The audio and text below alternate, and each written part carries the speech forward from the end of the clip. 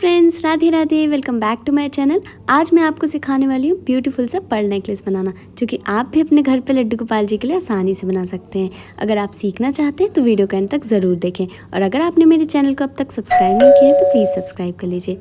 आइए वीडियो को स्टार्ट करते हैं।